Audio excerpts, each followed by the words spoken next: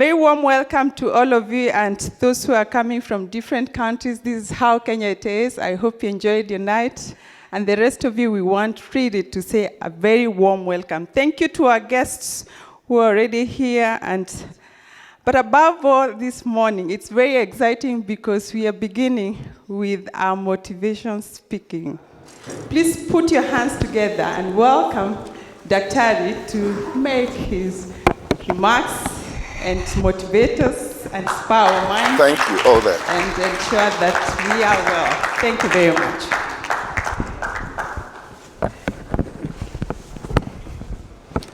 Thank you very much, Madam CEO. And I want to thank the leadership for having me here. I think this is my third time. Last year we were at the Safari Park Hotel. And then a few years before that we were in Naivasha. It's always a privilege to come and share ideas and come and share thoughts with people of your caliber. I know people, my background is in social statistics, so I'm a researcher, and then I got into strategy. My career kicked off in September 1989 at the Institute for Policy and Strategic Studies in Nigeria. So I've been at this for quite a while. And it tickles me whenever people call me a motivational speaker, because the first time I saw that was on the pages of a Kenyan newspaper at a time when I needed motivation myself. So where it came from, I don't know, but it's something that has stuck.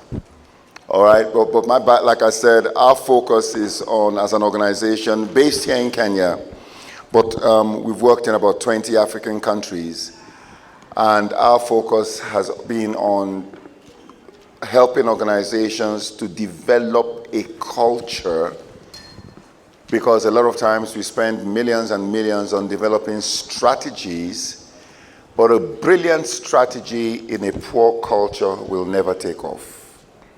And so that's what we do.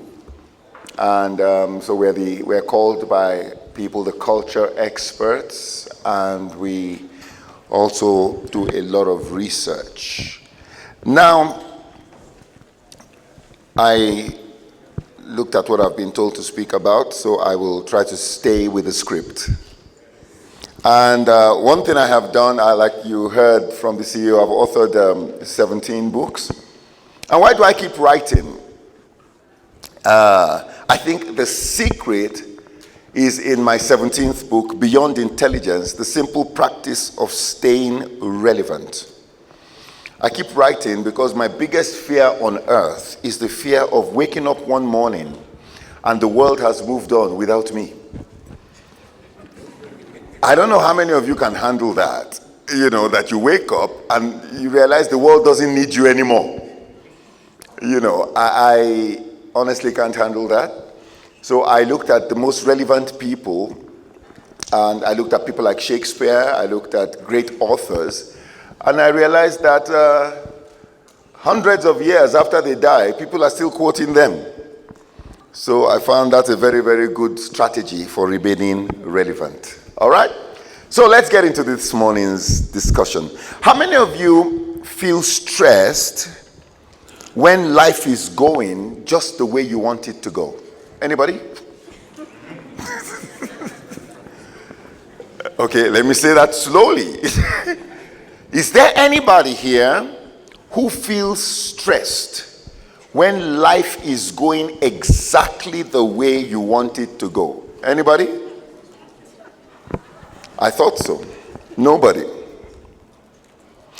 All right, as leaders, how many of you feel stressed when you know your team has your back and they will deliver the best all the time? How many of you feel stressed at such moments? Aha, so I think we're getting somewhere. But how many of you are stressed when life is not going the way you expected it to go? I thought so. And then how many of you are stressed when you are doing your best for this team, but this team doesn't have your back and they don't give their best to you, how many of you will be stressed then? So, stress happens when there's a disconnect between expectation and experience.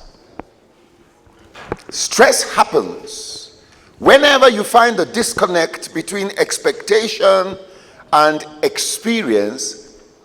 The result is stress. And that happens anywhere. I've been married for 27 years to the same woman. And no extracurricular activities.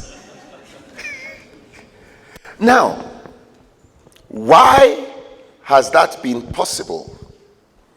Because there was no disconnect between expectation and experience. At the workplace, you get a job, you have expectations, but when there's a disconnect between the expectation and the experience, stress will set in. So it simply means if we want to deal with the stress in our lives, we need to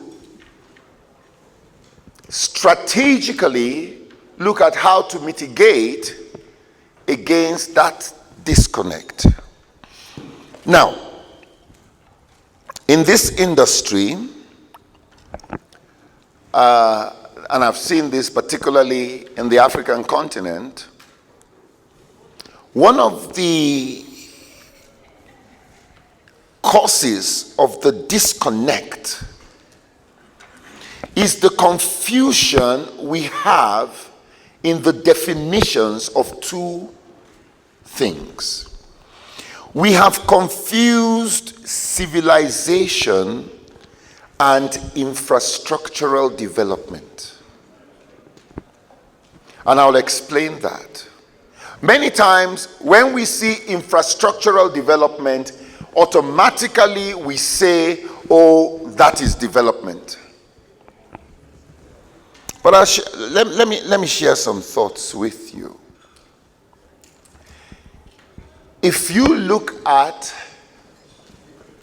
pictures of the skylines of Lagos, so you have the Lagos skyline with the high-rise buildings, the skyscrapers. You have the Nairobi skyline, Johannesburg, Dubai, Chicago, name it. If you have pictures of those skylines and you don't really know which is which, from those pictures, will you be able to tell which is Africa, which is Asia, which is America? Would you be able to tell? I don't think so. You have the pictures, you're looking at the skylines, and all you see is skyscrapers everywhere. If you did not know that, okay, that is KICC, this is Nairobi, you would not really know. So my question, what exactly is Africa's sustainable development? Reason I'm saying this, you don't want to wake up a few years from now and discover there has been a disconnect between your expectations and experience, because then you will be stressed.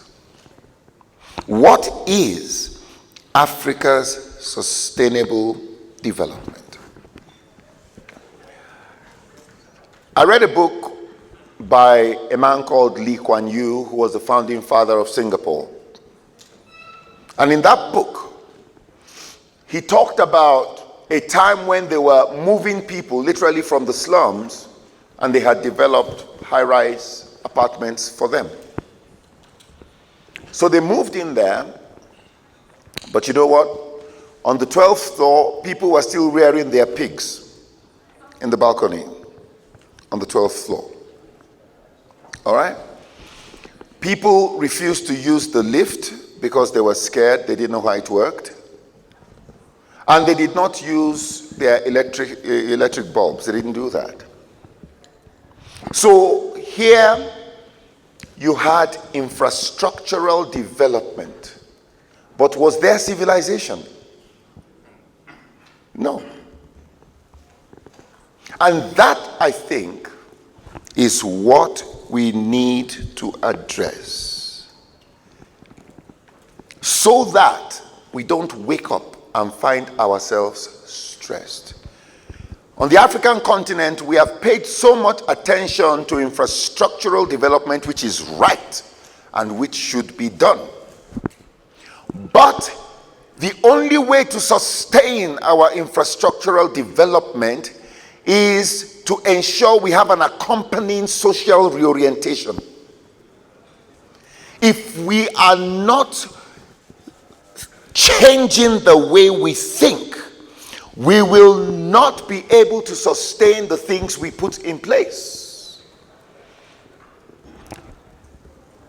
We are stressed because we are trying to fix the things that can be seen at the expense of things that cannot be seen. So, you have a scenario where you have all the infrastructure, but when we show up, we plant our minds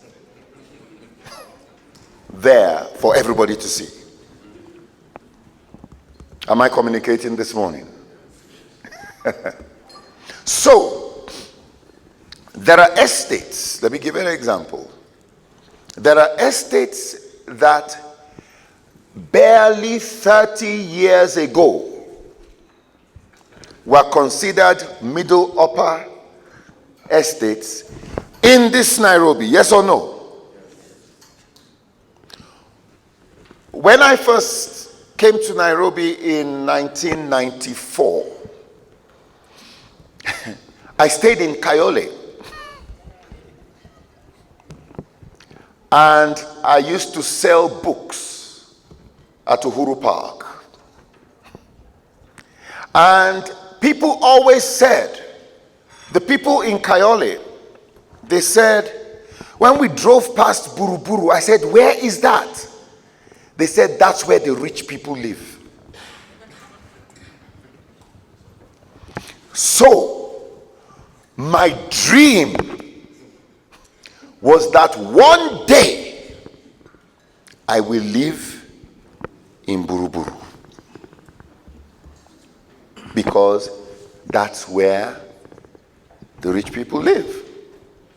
Then one day, my dad worked for the US government, so one of his partners was around, and they invited us for lunch for dinner in a place called Spring Valley. So we drove past Westlands. I did not know that such existed in Kenya. When I got to Spring Valley, I lost my cool. Now, fast forward. Would you still call Buruburu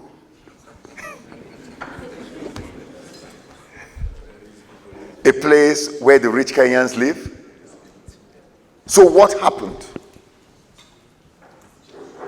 There's a similar place in Nigeria. I hear there are people from Nigeria. Anybody from Nigeria in the room right now? Okay. Lagos has a place called Dolphin Estate, which in the 90s was the address you wanted to have. But today, just like Buruburu, its fortunes have changed. Now, the Empire State Building was built in 1931 and is still a relevant tourist destination, an iconic building till this day. The London Underground was commissioned in 1835, thereabouts. Until this day, is still relevant. So, what do we mean by Africa's sustainable development? Because we can leave conferences like this and have strategies for the scene. But if we don't have a strategy to change the way we think and change the way people think, what will happen is that we will have all the wonderful ideas, wonderful infrastructure, but 20, 30 years from today, it will be nothing to write home about. Great houses, for instance, without equally great minds will not last. It will not last. So, from where I sit, as a consultant who has worked with some of the biggest organizations on earth, one of the things I have observed is that people get stressed when they focus more on developing what can be seen without developing what cannot be seen. Relevance has no respect for your title. It has no respect for how rich you are. It has no respect for how intelligent you are. And that is why, if you put intelligence and relevance on a weighing scale, I'm really sad to tell you that relevance will win. Let me give you 2 case studies you can connect with. I'm a student of history and biographies and all that. Now, when I watched a Hillary Clinton campaign, it was a campaign loaded with facts. It was a campaign loaded with logic, with intelligence. And when I watched Donald Trump's campaign, you know the answer.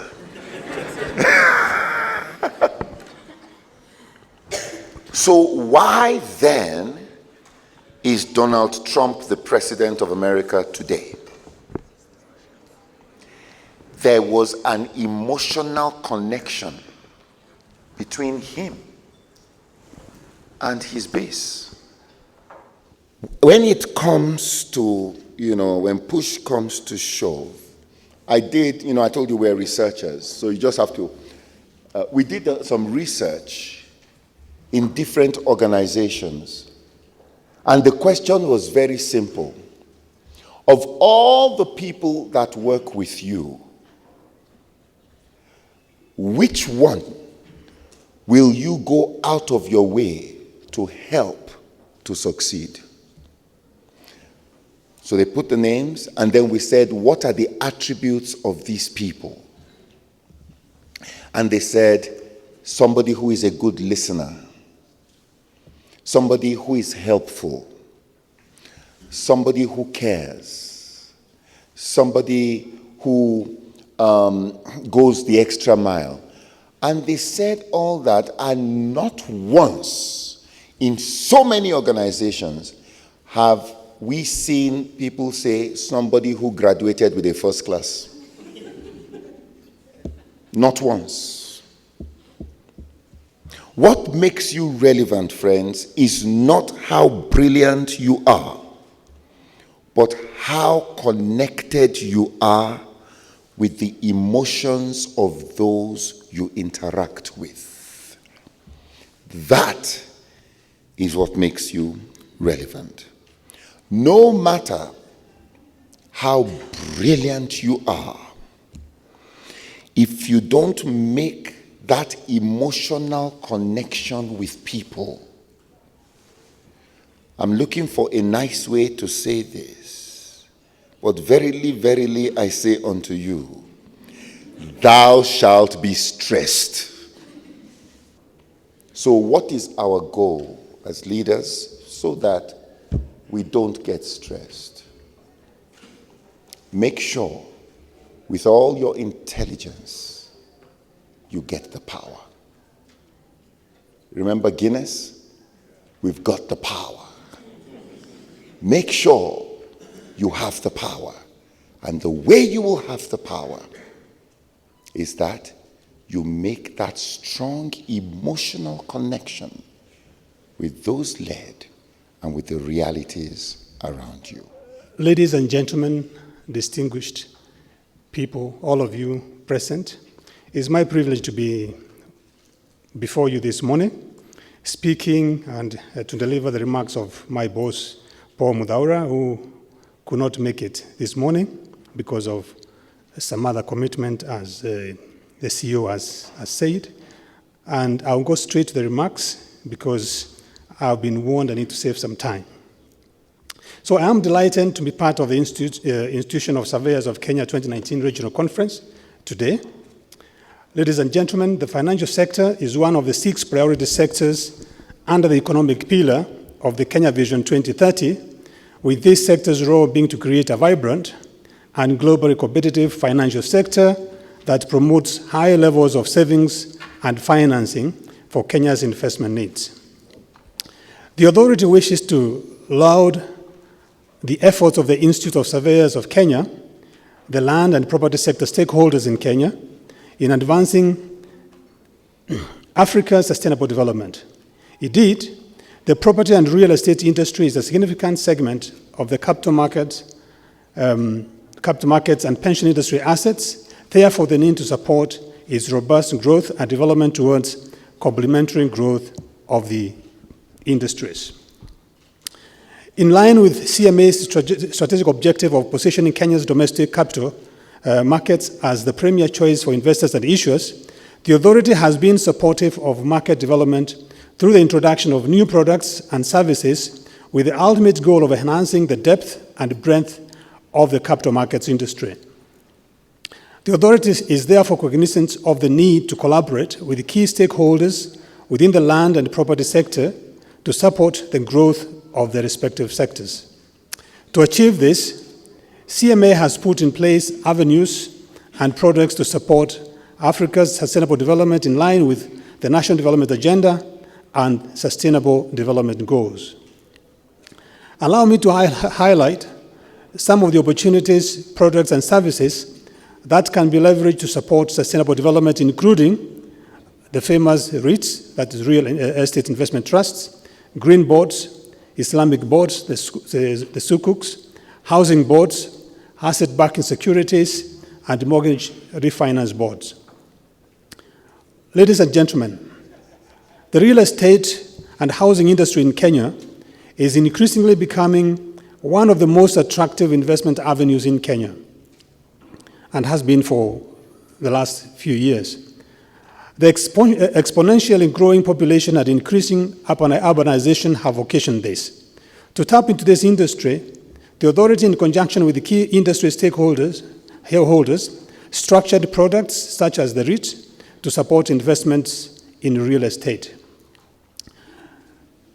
REITs are regulated investment vehicles that enable collective investment in real estate, where investors pool their funds and invest in a trust with the intention of earning profits or income from the real estate as beneficiaries of being beneficiaries of the trust.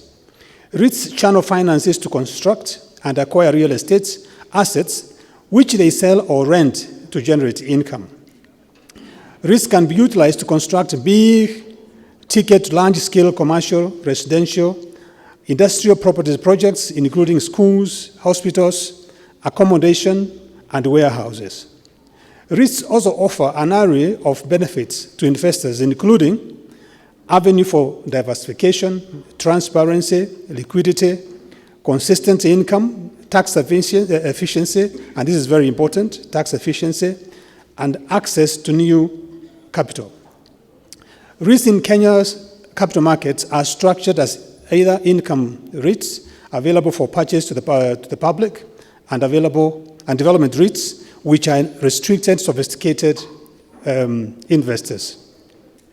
Further, allow me to note that the authority has put in place the necessary policy and legal frameworks to facilitate the issuance of REITs, asset-backed securities, and green bonds in Kenya.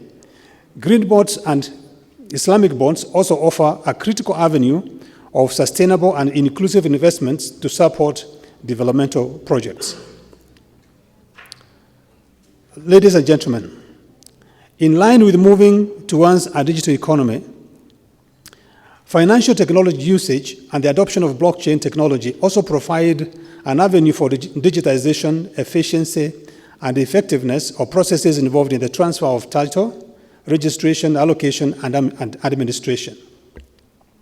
I wish to urge the property developers and the key real estate industry stakeholders present here today to leverage opportunities available in the capital markets industry to support sustainable development. As I conclude, allow me to mention that most recently, Kenya's ease of doing business ranking improved 5 places this year to rank at position 56 globally, according to the World Bank Ease of Doing Business Report 2019. Amongst the key factors cited as hindrance in ease of doing business in Kenya is the slow registration of property and time taken to start a business. To enhance ease of doing business in Kenya, the authority is fully aware of the role of the Institute of Surveyors of Kenya, Ministry of Housing and Lands, as well as strategic stakeholders in the land and property sector in enhancing the operational, policy, and legal environment within the sector, which would further facilitate the development and uptake of financial products dealing with land and other assets in the sector. Lastly, I wish to reiterate the authority's commitment to support the achievement of the national development goals and partnerships, as well as initiatives towards the realization of these goals. As an authority, we support the government Big Four agenda on housing, specifically provision of affordable housing, which is targeting 500,000 units. The REITs framework, among other structured products, will go a long way in assisting in providing funding mechanisms for demand side, especially for developers, and provide investable assets for the supply side. With those few remarks, I want to say thank you for listening to me, and may you have a great time as you deliberate during this conference. God bless you. This is the statement by Charles Hinga, Principal Secretary, State Department for Housing and Urban Development, during ISK Regional Conference on 14th November. Distinguished participants, ladies and gentlemen, I'm greatly honored to be with you this morning to deliver this keynote address during this conference on the theme, The Land and Property Sector, Advancing Africa's Sustainable Development. I wish from the onset to commend the organizers, exhibitors, participants, speakers for the time and resources spent in making this conference a success.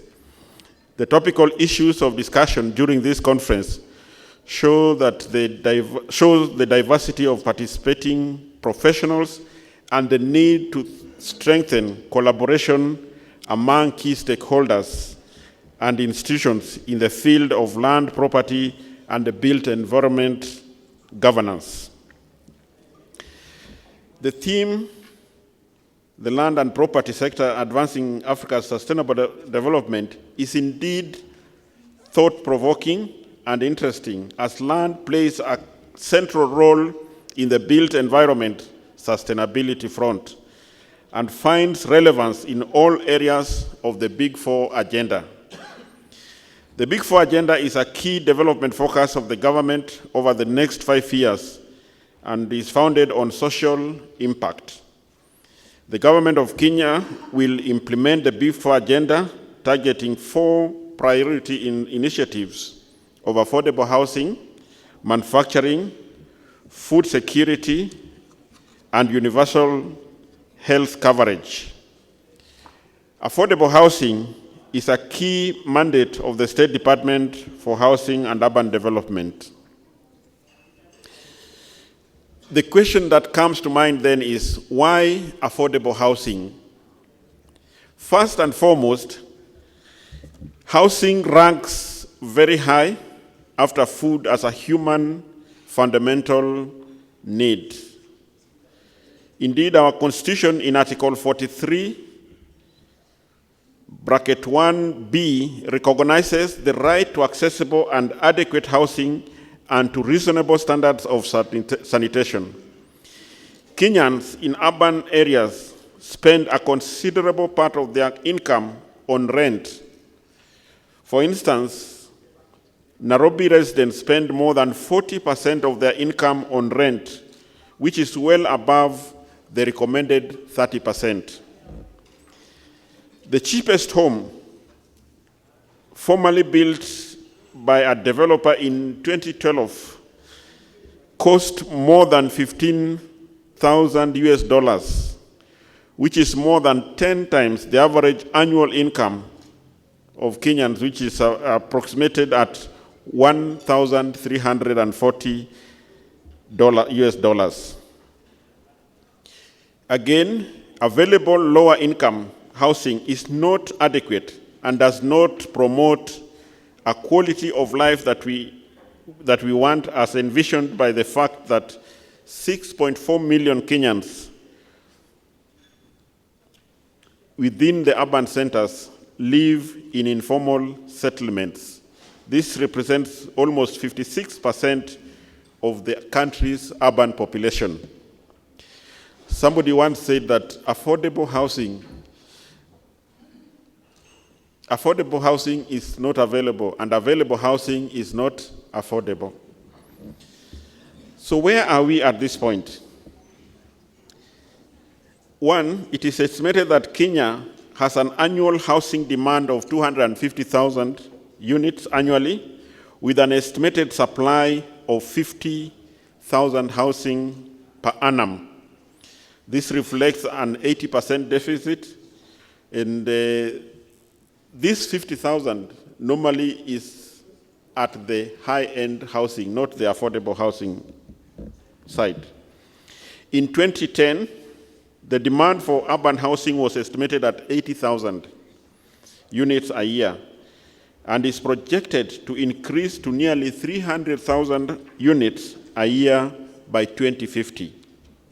By comparison, in 2013, only 15,000 housing construction permits were issued in Nairobi. You can see those statistics. Again, only 2% of formerly constructed houses are targeted to the lower income segment of the market, which account for the largest share demand. Furthermore, estimates of housing demand are for new housing only and do not speak about the qualitative requirement or the qualitative deficit in Kenya, which is estimated at 1.8 million. And therefore, the high cost of formal housing means that home ownership is out of reach for most urban Kenyans, with a vast majority of this population finding housing through rental markets. We did a survey in 2012, and 91% of Nairobians are renting the premises they live in. The affordable housing pillar, therefore, seeks to facilitate the development of 500,000 affordable housing units, together with the supporting infrastructure, using innovative funding mechanisms and technologies by the year 2022. This requires massive resources and rapid implementation through innovative building technologies. The government has established development framework guidelines whose purpose is to provide guidance on the key components of the affordable housing program. These guidelines provide instruction on how the vision and policies will be implemented and how progress will be monitored and reviewed. Additionally, the government has established various institutions, among them the National Housing Development Fund and the Kenya Mortgage Refinance Company. The Housing Fund was intended and is intended to mobilize capital from government and from employers, employee levy, which currently is a court issue. We hope we shall get out of it. And the funds will also offer, sorry, I've skipped something. The Housing Fund will mobilize capital from government through employer-employee levy, development finance institutions, affordable housing home ownership saving plans from the homeowners and local banks to fulfill its mandate.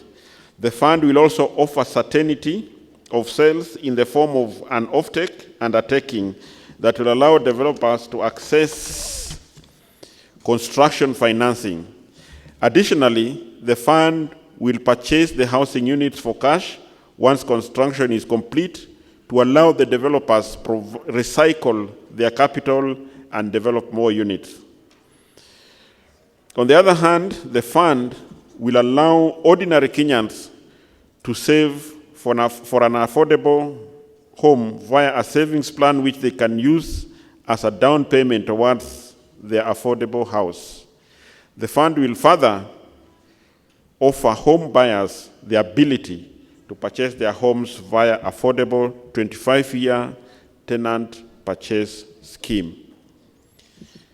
As we speak, although the levy was curtailed by the court issues, but the voluntary contributions are ongoing and Kenyans are contributing towards the purchase of their homes.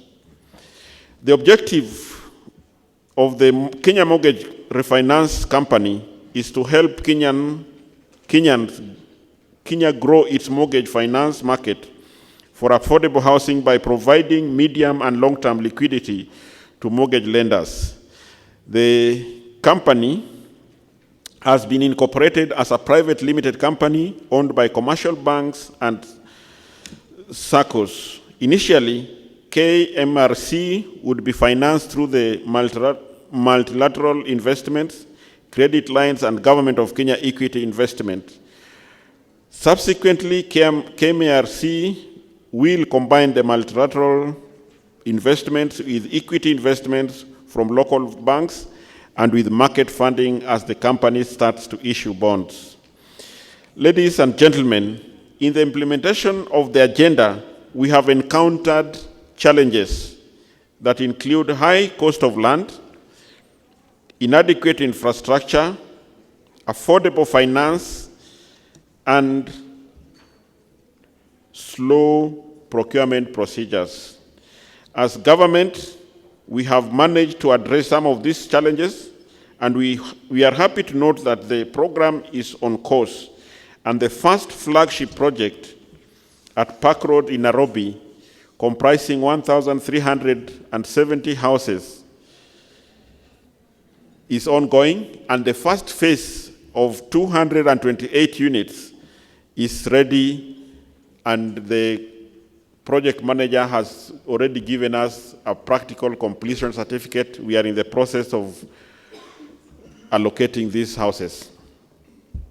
We will soon be rolling out other projects including Starehe, Shaurmoyo, Mavoko, Kibera, Marugaini in Nairobi, and also working with county governments to roll out over 150,000 housing units. We have had discussions with developers, financiers, landowners, and technology providers and cooperatives in order to forge partnership and create a roadmap for the delivery of the housing agenda. To this end, we have launched the Bomayangu portal, which has created a robust marketplace for affordable housing program, where all strategic partners are able to interact. So far, over close to 280,000 potential homeowners have registered through the portal, and close to 20,000 Kenyans are voluntarily contributing towards purchase of the affordable housing units. The primary role of the government is that of a facilitator by creating an enabling environment for a private sector-led solution so that we will ensure this ambitious and capital-intensive program becomes a reality.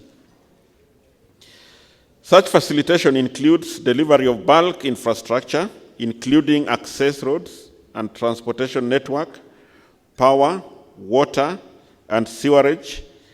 Others include provision of incentives to developers and fast-tracking approvals and working with county governments for any relevant approvals and waivers.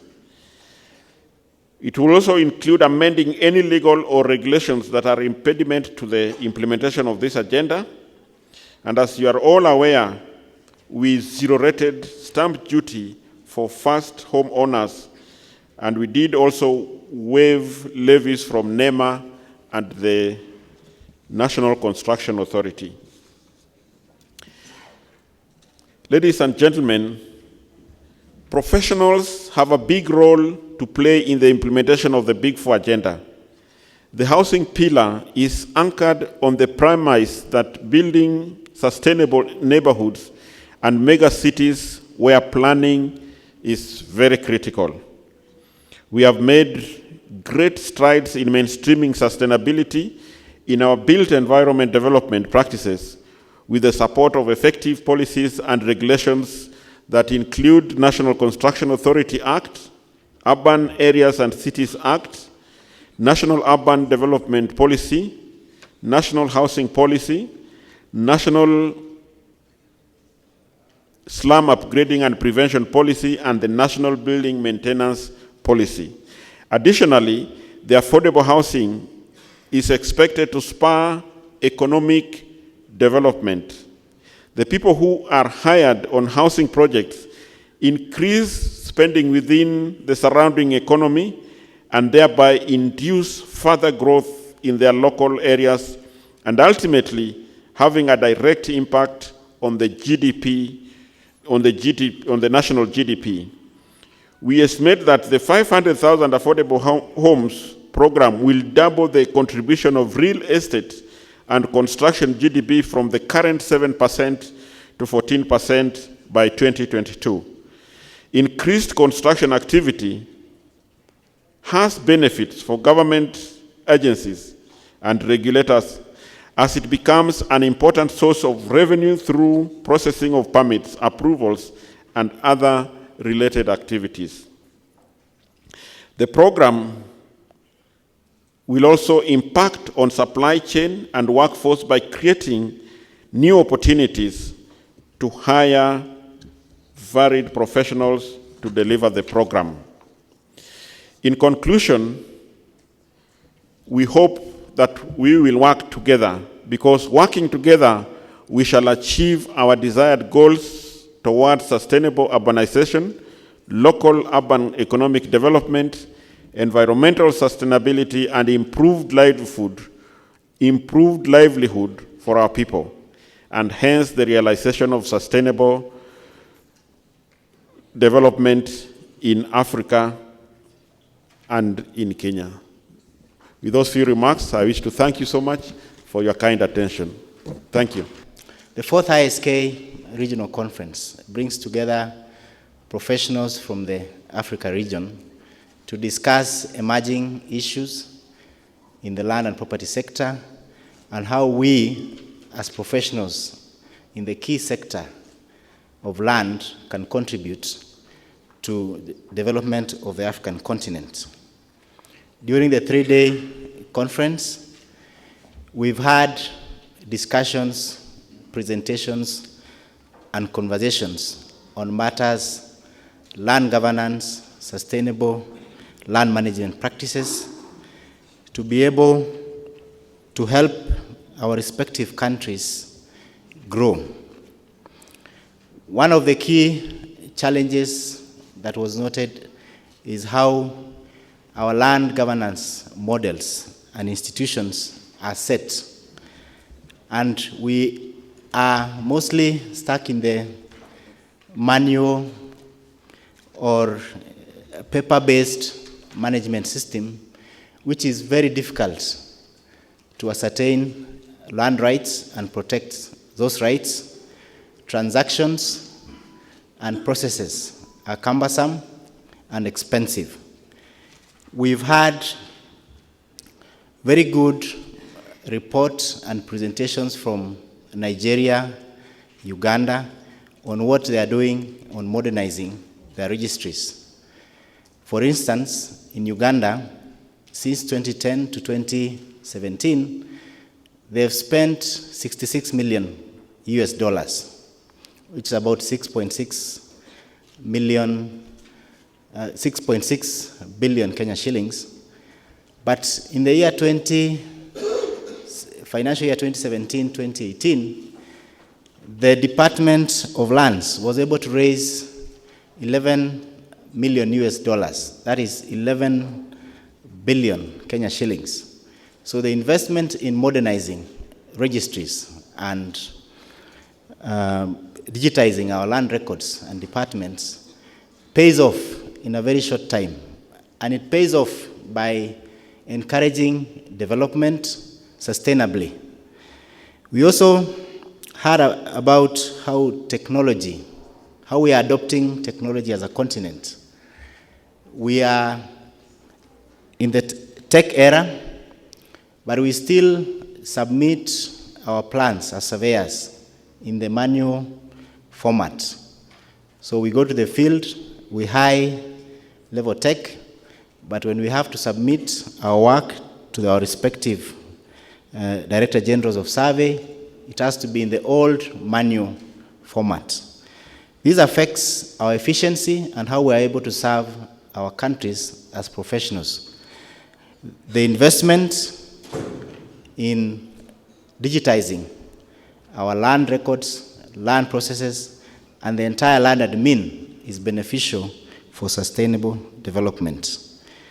We also have the issue of valuation standards, which came out strongly in conversations with professionals across the region. Whereas the valuation community globally has been discussing having a uniform standard under the International Valuation Council, it was noted that many countries have not adopted the global standard in valuation.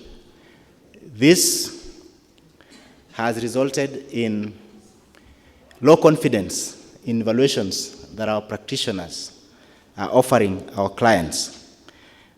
These challenges, as I have just mentioned, have given us a chance to see how we can help our respective countries overcome them.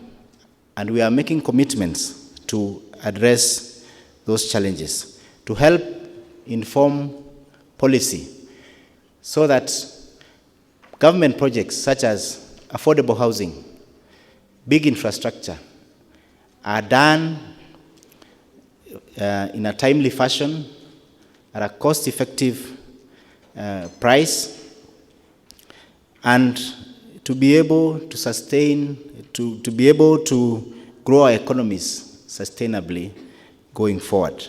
So this session, this 3-day session, just gives a glimpse of what we can do as professionals in the sector.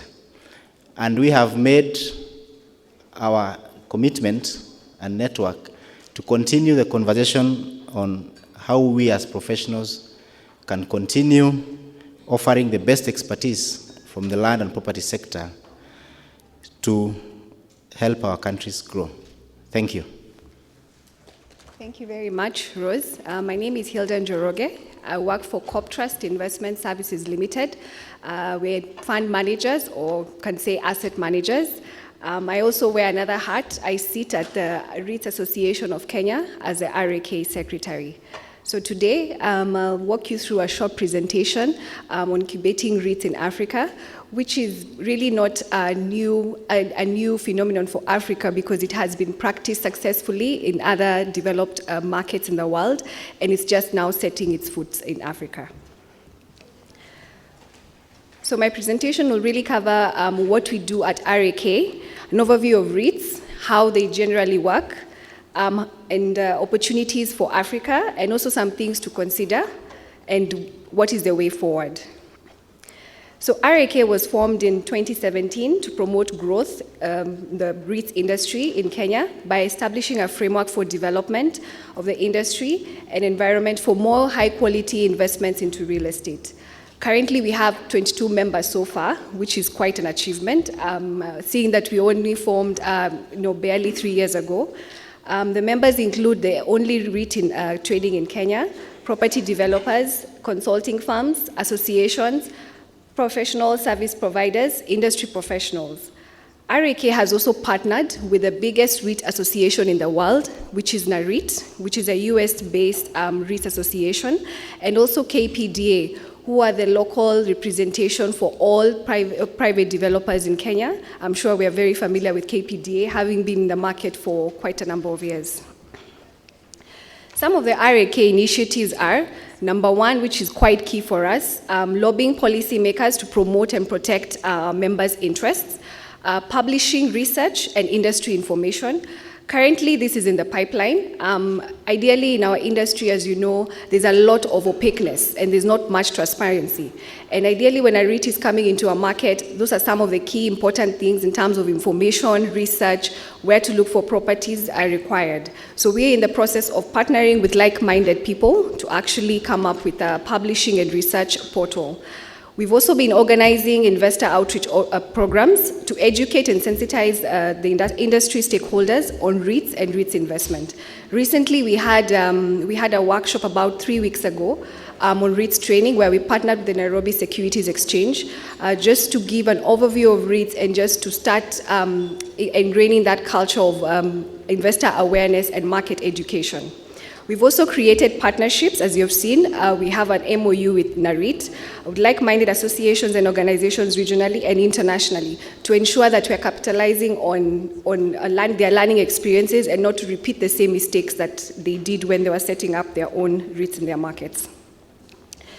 These are the RAK milestones, having been set up formally in 2017. June 2018, we were formally recognized by the CMA and RBA as a formal representative of the REITs industry. July 2018, we signed an MOU with NAREIT. September 2018, I'm hoping that some of you attended our conference, which was very successfully attended with over 250 delegates. In May 2019, we partnered with KPDA. We hosted a breakfast where we were just starting the REITs conversation, which was successfully attended by over 100 delegates. In July 2019, we held our first AGM. October 2019, I'm happy to say that we successfully fulfilled one of our initiatives by lobbying for the inclusion of the exemption of REIT investee companies in the gazetted finance bill. An overview of REITs. REITs have generally been around the world in most of the countries. About 40 countries and regions around the world have the REIT regime. US is the largest. Portugal recently just passed its REITs regulation. So you can see for some of the African countries represented here, Kenya, Rwanda, Nigeria, and Ghana, Tanzania, we're very quite ahead. Globally, 15 of the 30 largest listed real estate companies in the world are actually REITs, and 13 of them are actually US REITs. 87 million Americans, which constitute to about 27%, invest in real estate through their pensions. REITs comprise of 75.2% of the market capitalization according to FTSE, which is quite, you can see how much REITs command in the market. That's a table just to give you an overview of how the REIT market has matured. Obviously, at the far right, you'll see that it's only the United States that really has a mature market. The rest are really established, emerging, and nascent.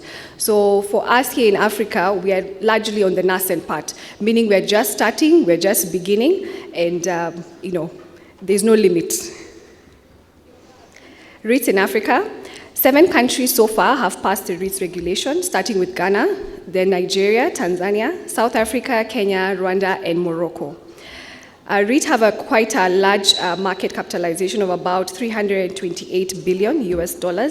South Africa is the largest market of REITs in Africa with about 36 listed REITs. And between 2013 and 2018, Africa-focused real estate funds raised only $2 billion. Only $2 billion were focused on real estate funds, meaning that the 11.9 went to private equity, 4.2 billion went to infrastructure funds. So there is competition for investor money, and I believe that as more REITs come into the market, will give more avenues for investors to put their money. South Africa has the largest growth market capitalization. You can see it has been growing since 1998. Some of you may ask, if it has been growing since 1998, how comes the regulations just came into place 2013? Well, they had been operating as private property funds and listed, and when the REIT regulations came into place, most of them converted into REITs. So how do REITs work? So ideally, a REIT is a regulated investment vehicle structured as an incorporated trust that owns and operates income-producing real estate. So the REIT is at the center. It purchases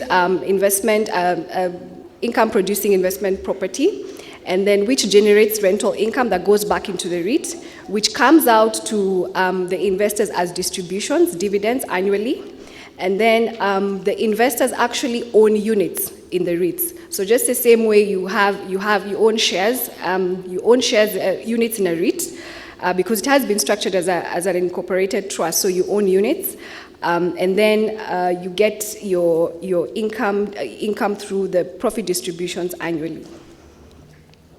So who can invest in REITs? So the biggest investors of REITs are developers, who are really the sponsors. The people who provide us with the property to actually put in the REIT to generate income that now we actually give a distribution to investors. Pension funds, financial institutions, insurance companies, trust funds, mutual funds, unit trusts, individuals, just the same way you buy shares, the same way you can buy REITs. Hedge funds, we don't really have hedge funds in Kenya. SACCOs, cooperative unions, and even chamas. And for the non-Kenyans in the room, chamas is really a group of people who come together, friends or family, to contribute a certain amount of money every month or every week that they put into various investments of their choice. So what does a REIT invest in? And a REIT can invest in commercial offices, residential, and this is really rental housing because of the income generated every other month. Hotels, and also serviced apartments, shopping malls, healthcare, which are hospitals, data centers, logistic parks, a diversified portfolio that contains a mixture of all different various property types, and also integrated development. So what is the structure of a REIT? So typically, a REIT is at the center. The trustee has a trustee. A trustee acts on the behalf of unit holders. They gain trustee fees from the REIT. The REIT owns properties which generate income, as we have seen. Then it makes distributions to unit holders, who are the investors, and who in turn, the unit holders now hold units. And then it also has a REIT manager. A REIT manager is the one in charge of the day-to-day running and operations of the REIT. So they provide management services to the REIT and gain a management fee. And then you have property manager. I know we have many property managers in the room. Property managers who offer property management services. Remember, a REIT is just an investment vehicle, but the properties operate the same way we know they've been operating. So they require a property manager who does the usual property management services for a property management fee from the properties. So who are the main parties to a REIT? So we know about the promoter, who really is a conceptualizer of the REIT, who sort of brings it into vision. We have the trustee, the REIT manager, have a legal advisor for legal advice, transaction advisor, and we have an auditor. A REIT, just like any other listed entity, has to be audited every year. I'd like to focus on the red part, where we have the valuer, the land surveyors, real estate agent, property or facility manager, planners, quantity surveyor, project manager, certifier, MEP, engineer, and civil structural. All these are all professionals who are also main parties to a REIT. Why? Because the same services they offer the other different various properties, the same way they offer to the REIT. The only difference is that the way the properties have been owned, they are owned under a REIT structure, not necessarily through a company or an individual as we have known it to be.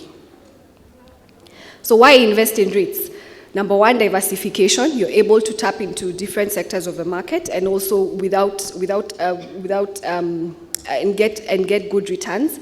Transparency. A REIT is a highly transparent vehicle and being listed, you have to release information to the public. It has a lot of governance and regulatory oversight, which means things are done by the book. Accessibility. Usually for direct property, it's a huge initial capital outlay to invest in a standing property. But for REITs, it's just the same way you buy shares. You only need a minimum amount and you can invest. Liquidity. If you decide to sell your units, you can sell them in the secondary market, just the same way you sell your shares. Returns, you have stable returns every year. You get dividend payments through the profit distributions for REITs. And a key thing to note is that REITs, by its structure, are required to distribute over 80%, a minimum of 80% in Kenya, and other jurisdictions I know is above at least 75% of their profits generated from the properties, meaning that you are assured that you will get returns and distribution distributed to you at the end of the year. Simple tax treatment. REITs eliminate the double taxation. So ideally, there's no, it's a REIT, the structure of the REIT is a tax-exempt entity, which means there's no tax. Other than to the unit holder, once you receive your dividend payment, unless you as an individual, as an investor, you are tax exempt. That's the only time you don't pay tax, but you pay the usual withholding tax on dividend payments, just as you pay for other investments that you have. So what are the key requirements for a successful REIT? Number one is scale. We know how the economies of scale work, also in reducing costs. You must demonstrate a track record of dividend distributions. Management expertise, tax exemption is key. We know property is a good hedge against inflation, and also low leverage. So ideally, the way the REITs are structured, even according to the regulations, that they are allowed to only borrow up to a certain limit, meaning that they cannot borrow the usual way we do when we're, say, doing a property development, meaning that they actually have low leverage. So what are the opportunities for REITs in Africa? All our markets in Africa are really developing. We've talked about, we've been hearing about increased valuation standards to adapt to the global standards. There's a lot of digitization of records going on in our various countries. So there is increased transparency, which is allowing for more developments and more investments into real estate. There is a robust legislative and regulatory framework, meaning that at least now 7 countries in Africa have the REITs regulation framework. We have favorable economic conditions, supportive tax policies, meaning that once we have the regulations really need to marry to the tax man of the various the individual country. So, for example, in Kenya, the REITs were tax exempt, but there was a further inclusion that needed to be made to allow the REIT investee companies to be exempt from tax. Most property in Kenya is held under a company, and when a REIT, rather than direct property. So when you acquire the company into the REIT, the company continued paying corporate tax, meaning that now, obviously, there was REIT ceased to be. At the REIT level, there was no tax, but coming down to the actual company that owns the property 100%, there was some tax leakage. But now that has since been harmonized, and we have a supportive tax policy for REITs. investors market. Investors are looking for stable, growing income returns over the long term. So things to consider.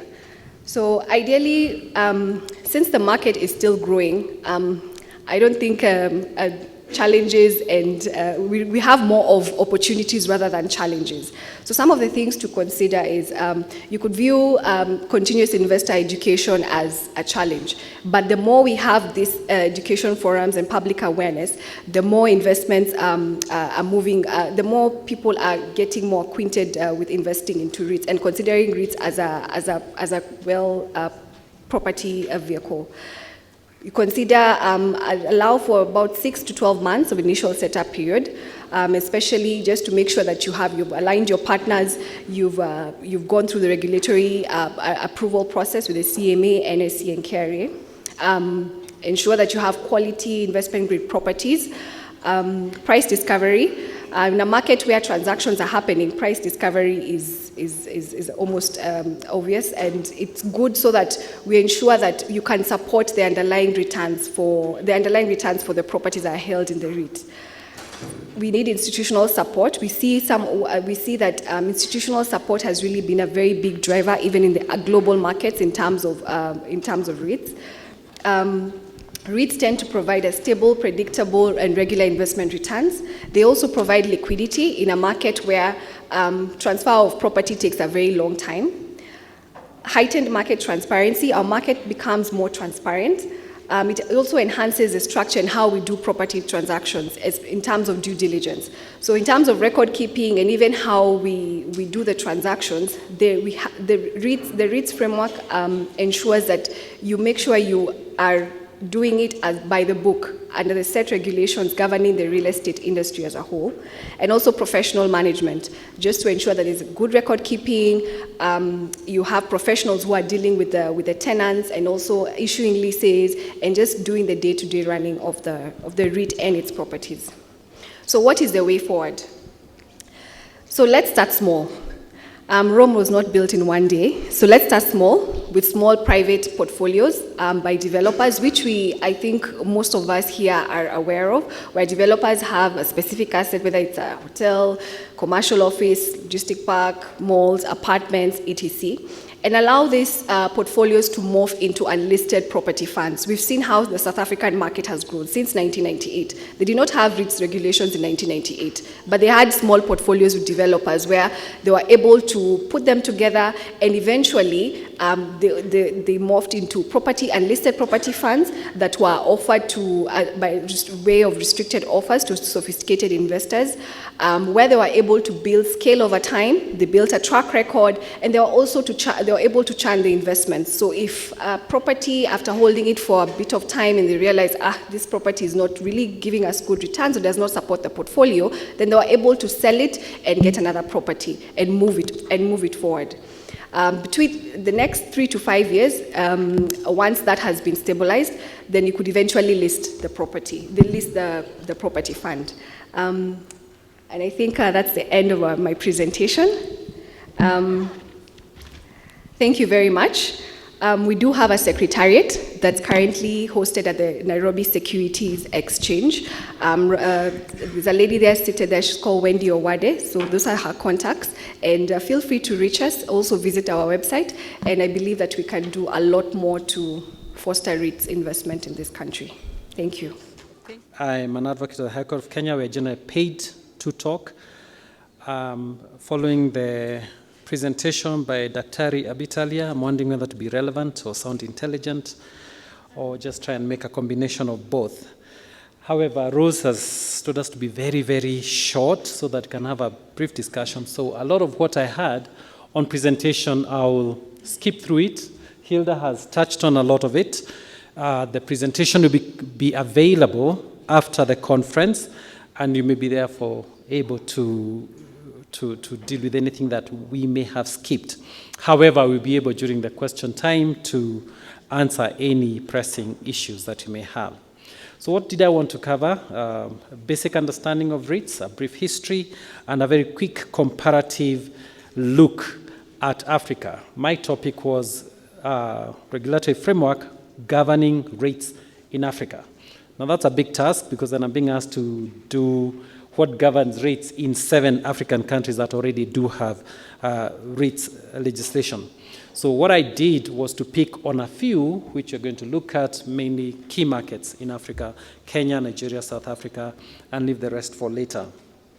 Basic definitions of REITs have included that, and I think Hilda has already touched on that. It's basically a structured property ownership which is regulated. It is antithesis of what in Kenya we know as owning plots.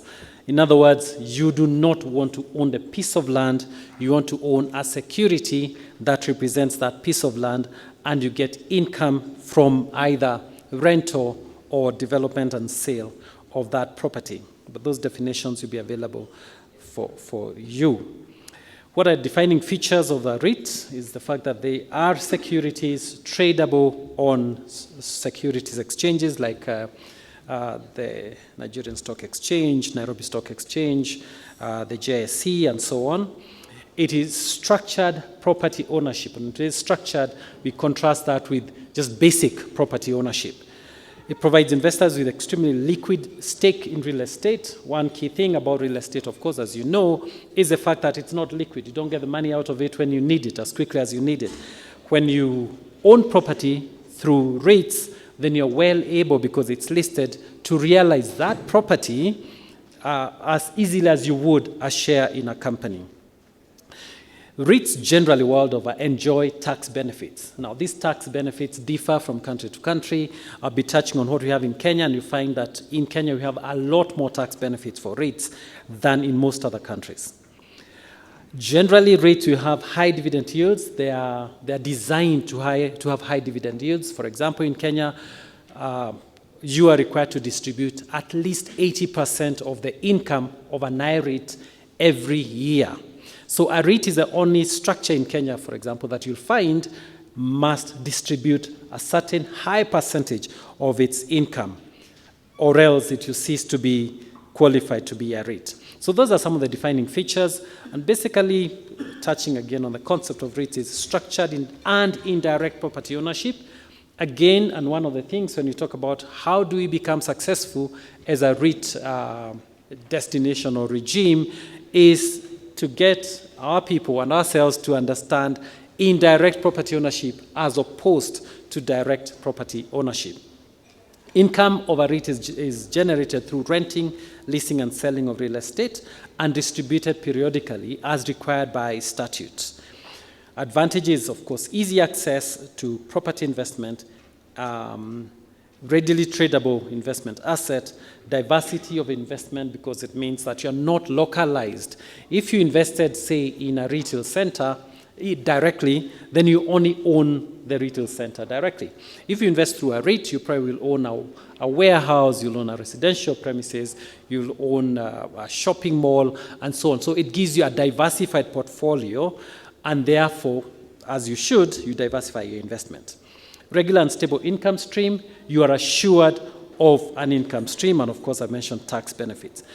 Of importance, of course, then, that REITs are generally very well regulated, and therefore you don't have somebody who just runs off with your money as an investment, and we'll be touching on that briefly.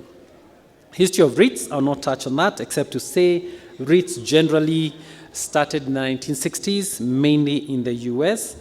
In Africa, South Africa went first about in the 90s, and as we speak today, by end of last year, there were 33 REITs in South Africa, for example. There was 1 in Kenya, and a few others, 3 in Nigeria, and a few others coming up. I'll touch on on Kenya later. REITs in numbers. A few numbers about REITs, and I just want to go straight to this slide, just to show you what is happening in other places in the world. That is a market capitalization of REITs in the world by country, by region, in billion US dollars. In the USA, you can see more than half of the world REITs are situated in the US at 902.3 billion USD.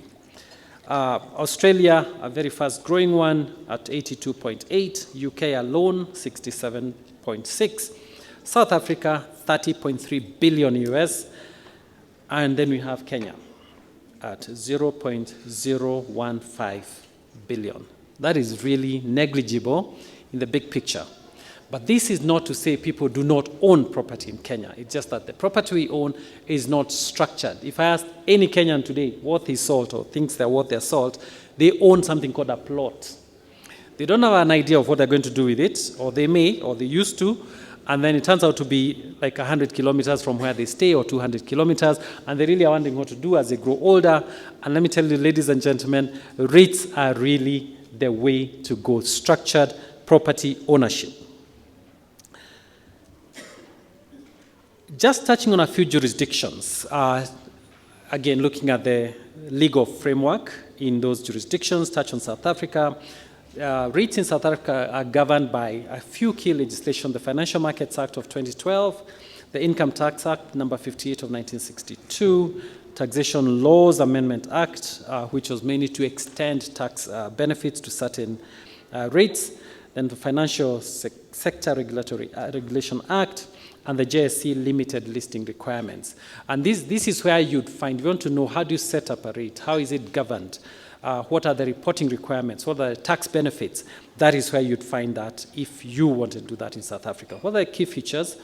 In South Africa, REITs are structured both as company REITs and as trusts. You contrast this with Kenya, where you can only have a REIT as an unincorporated common law trust. Now, you don't need to worry about some of those things. Your lawyer will tell you. Again, we are paid to make it difficult so that you can explain it and you pay us. Otherwise, we're just going to sound intelligent and not be relevant. In South Africa, a REIT can be both listed or unlisted. By listed, we mean listed on the stock exchange. Unlisted means it's traded privately, or maybe the REIT buys back the securities. Obviously, when you talk about liquidity of an instrument, if it's listed, it's a lot more liquid. For listing, there are certain requirements. You must qualify. For example, you must own property worth at least 300 million rand. You can only have debt below 60% of gross asset value. You must earn at least 75% of your income from rentals, and you must distribute at least 75% of the distributable earnings each year. Now, let me stress here that REITs are not about ownership of land. Recently, I was in Iraq REITs Association of Kenya training, where we were talking about REITs in Kenya. And one of the questions I was asked was, can you own just land and plant trees and grow them? And I said, there's nothing wrong with growing trees. In fact, it's recommended. However, planting trees on land is not going to give you the sort of return you get from real estate. And there's absolutely nothing wrong with that. We have a lot of agricultural companies that own a lot of land, people like Kakuzi in Kenya, a lot of, at least 4 companies on the Zimbabwean Stock Exchange and so on. Their work is agriculture. So they grow avocados, they grow trees, they grow sisal. You can do anything you want with your land. But if it's for REITs, then you're not going to get that sort of return that would justify the use of that land. So we're not saying agriculture is bad or growing trees is not the way to go, but for purposes of REITs, you're talking about where at least 75% of your income is from rentals and leases or sales if you're a developer. Still in South Africa, certain tax advantages. Distributed income is not taxed on the REIT. What that means is that in SA, if you do not distribute certain parts of your income, then you do pay tax on it, corporate tax on it. That is contrasted to Kenya, for example, where whether or not the certain portion of the income is distributed, you still are qualified for corporate tax exemption. But to continue enjoying that, you must distribute at least 80%. What that means is the 20% which you don't have to distribute, but may distribute if you wish, is also tax exempt. Not so in South Africa. A few other tax exemptions. In South Africa, as I said, has 33 REITs as of last year, and assets owned are worth about 590 billion rand in South Africa. Let's touch on Kenya briefly. Regulatory-wise, its Capital Markets Act is the main statute. Very specific regulations for REITs are the Capital Markets, Real Estate Investment Trust, Collective Investment Schemes, regulations of 2013. The Income Tax Act and Stamp Duty Act and Value Added Tax, those last three really are about different taxes. The second one on the list are the specific regulations about how do you set it up, how do you manage it, what do you report on, and so on. Structure in Kenya, as I said, must be an unincorporated common law trust. In other words, a REIT is not a company. It is not an incorporated company. The difference between that is that a company and a trust then is the fact that a company has perpetual succession. It goes on and on. It's an entity of its own. A trust in Kenya, in common law especially, is not a body corporate, which is why you need a trustee to be the owner of the assets under the REIT. Authorized and regulated by Capital Markets Authority, and we have a rep from CMA who will talk to us briefly. And one distinctive fact about Kenya is that you may only invest in Kenyan real estate. Now that's an area we need to be considering whether we need to retain that restriction. South Africa, for example, does not have that restriction. You don't have to invest only in South African assets. Types of REITs, we have a unique one in Kenya. We've distinguished or come up with two types of REITs. We have development and construction REITs, popularly called D-REITs, and their role is really to develop and construct real estate and then sell. Sometimes, my very last point there is that at the end of a D-REIT or at the end of a project by a D-REIT, it may be converted into an I-REIT when the property is ready and can now have income from rentals. The rest of the details you can look up. The other type is income REITs, or popularly called I-REITs. This one is where you depend on at least 80% of your income is from rentals. And that's a distinction. One is building, the other one is leasing. Now, in terms of distribution requirements, an income REIT, because people will invest in it because of regular income, must distribute 80% of its income every year by the end of the fourth month of the new financial year in respect of the previous year. Different qualifications for how many people must you have, how much must you have as basic income. If Rose gives me 2 minutes, I will be done. Kenyan tax benefits, just to touch on this. Income tax, a REIT does not pay corporate tax. Stamp duty on acquisitions is exempt. Capital gains tax on transfer of listed units in common with other NSE listed shares. Income tax on investee companies in now law that it's not payable, and VAT on asset transfers and related supplies are exempt. But to qualify for this, you must invest 5% of all your money in eligible real estate. You must distribute at least 80% of your income. You must do that by the last day of the fourth month post-year end. You must comply with the strict reporting standards. I've got something on Nigeria. I'm sorry for the Nigerians in the room. Time fails me to do that, but this will be available to you. But one interesting thing about Nigeria is that they have three types of REITs. Equity REITs, which basically invest in assets themselves. Mortgage REITs, which basically invest in mortgages. And hybrid REITs, which invest in both. That's a key distinctive. Hopefully, we can talk about this in question time. And there are 3 current REITs in Nigeria. The last of those, I think, is the biggest, with about 9.6 billion Kenya shilling equivalent of property currently. Thank you very much. We shall answer questions later, and we are very passionate about REITs. Thank you. Everybody. You know, always listening to a lawyer, you get bored at some point. But Mr.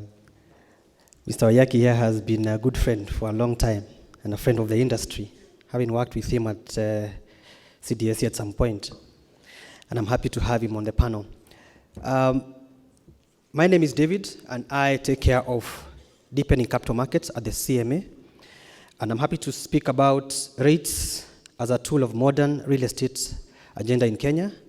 And I'll sort of ruffle some feathers today, because I think looking at the room, we have Kenyans who believe in holding land, buying land, and then keeping the certificates until when you die. Then everyone is after your property. Now, good news. Since you've taken all the land and young people in Kenya cannot get land to buy, there is a way of owning property, and there's a way of also offloading some of those properties so that you can utilize that asset to earn income in a different way, as opposed to waiting for it to appreciate and then sell it at the end of it all.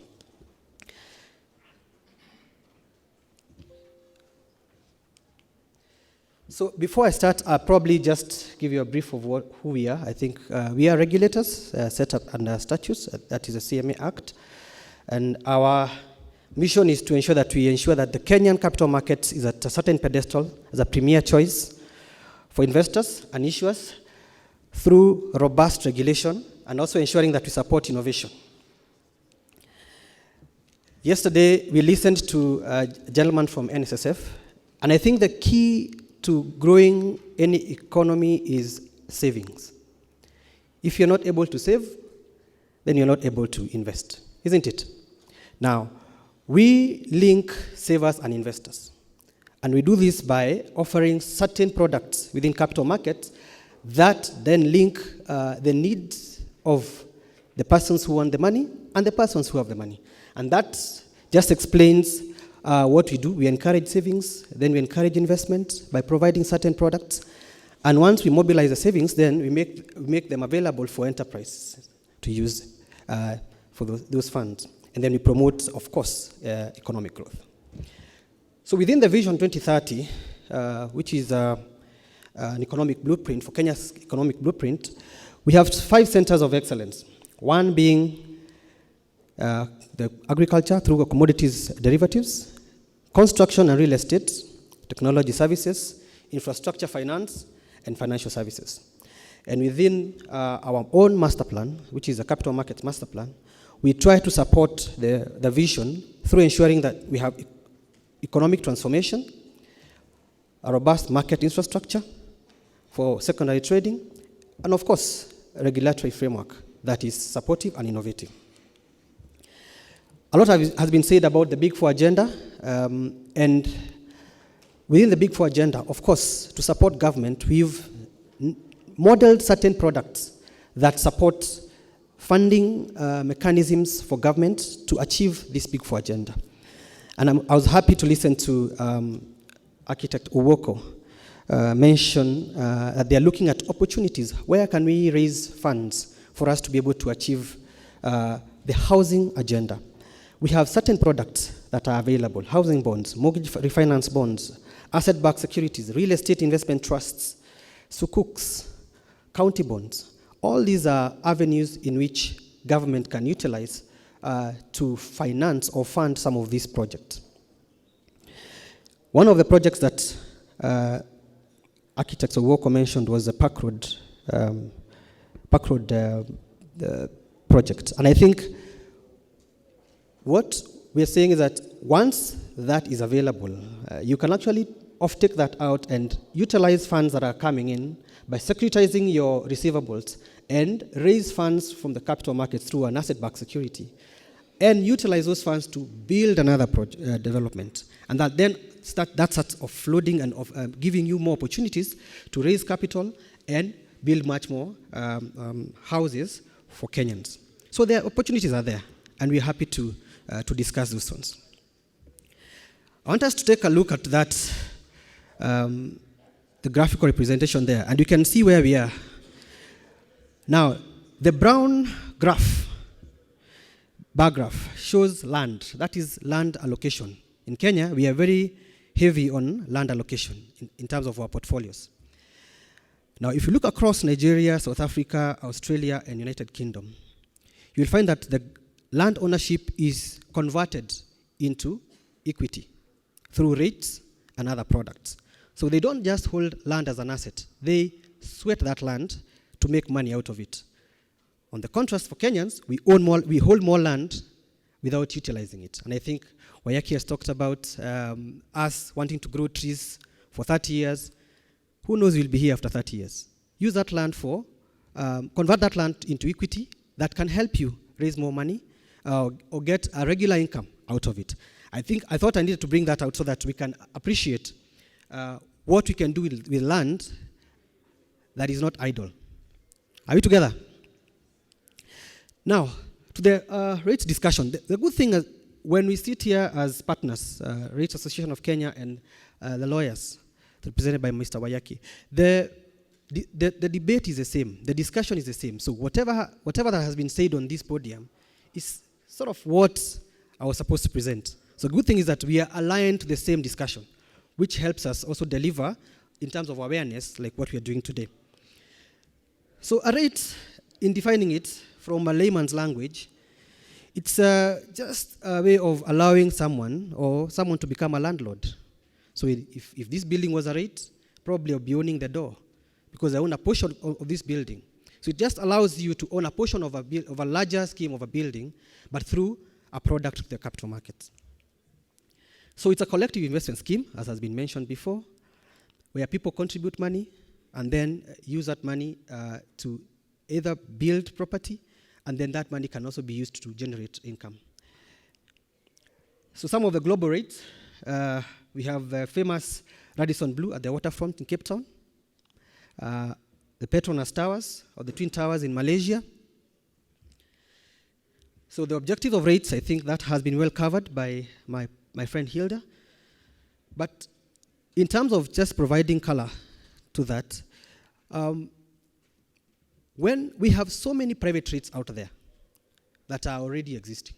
However, when it comes to, if you want to exit that REIT, it becomes very difficult because it's not as liquid as it could be if you had listed that REIT. So one of the benefits of a REIT structure is that it helps you get in and get out. And that gives you that leeway to invest funds and also use those funds for other investments in case you need to invest out. So we have two types of rates in Kenya, and I think that has been mentioned about also. The I rate, which is the income rate, and the D rate. And the D rate is very unique to Kenya. I don't think there's any other country, Mr. Wayaki, that has a D rate. It's only Kenya. So we should be proud of ourselves and utilize some of these products because it just caters for our needs and helps us achieve our aspirations as a country to develop the vast land that we have through a D-rate structure. So this has been covered in terms of eligibility of a rate, what one has to have for you to be considered.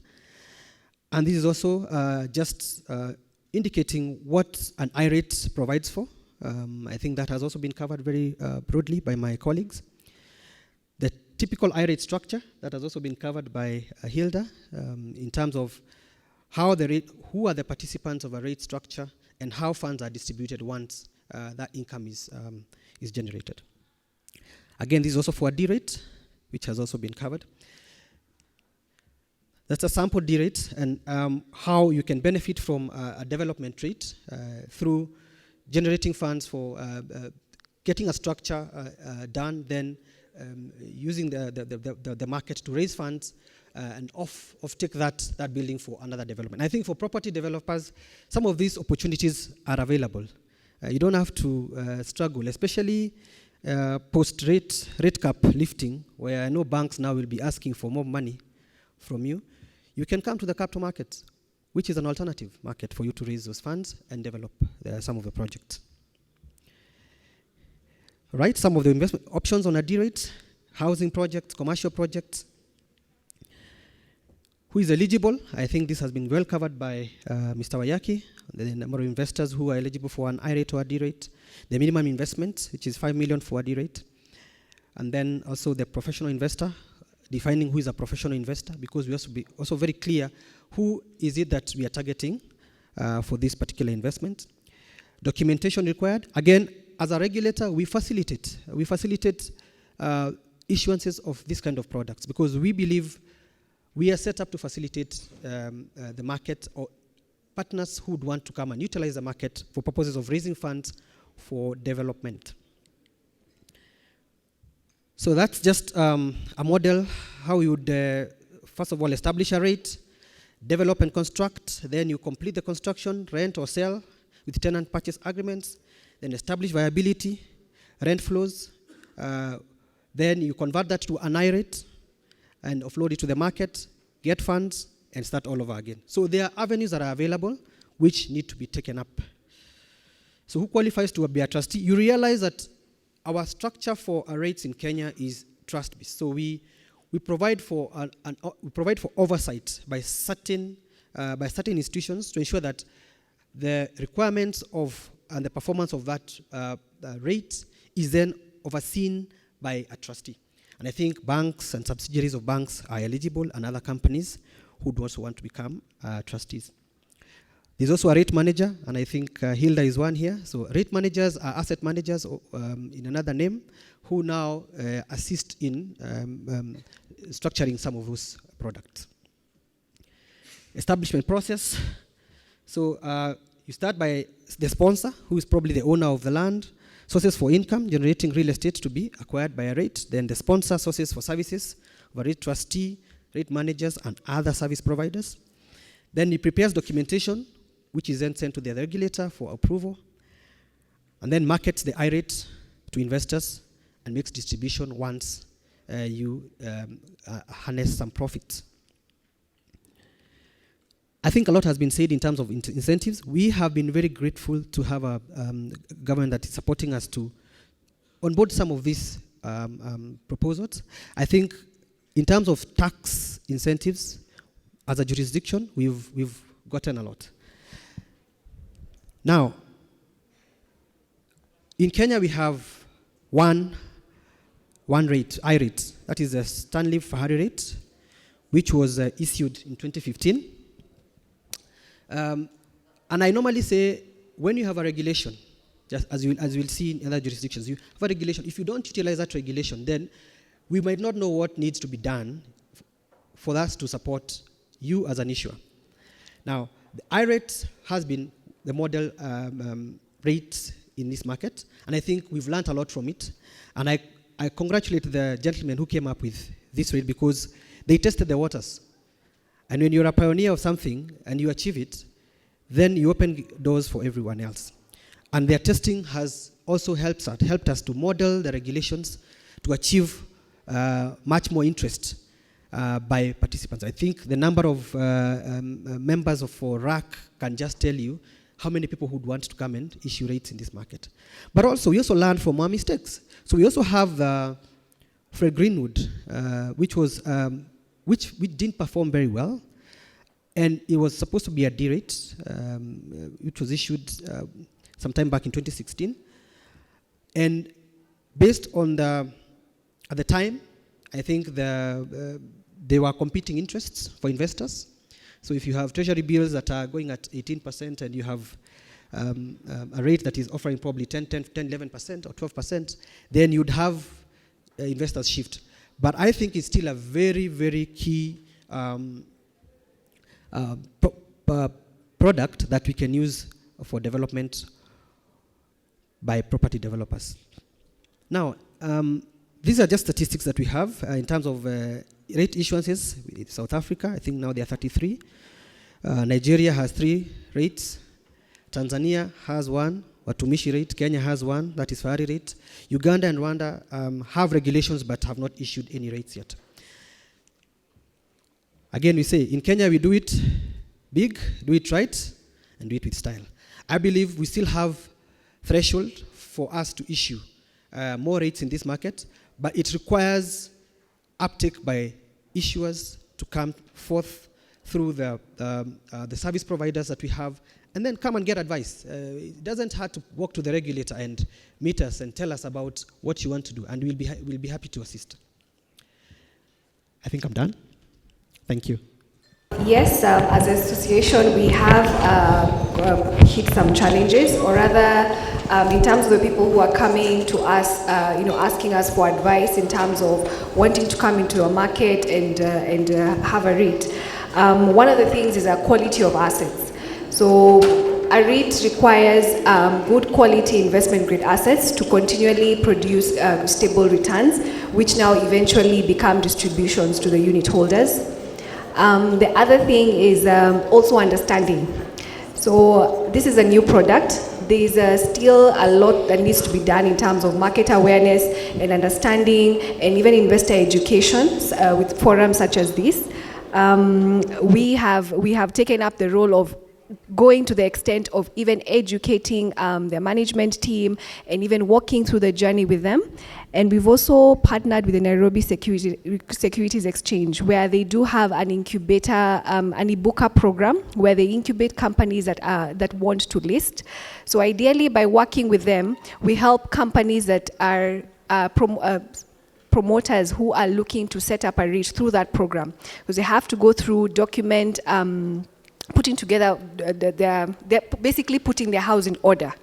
So ideally, usually property is not owned in a very well structured way. So the documents are all over the place. So if you ask for, financial statements, they're not there.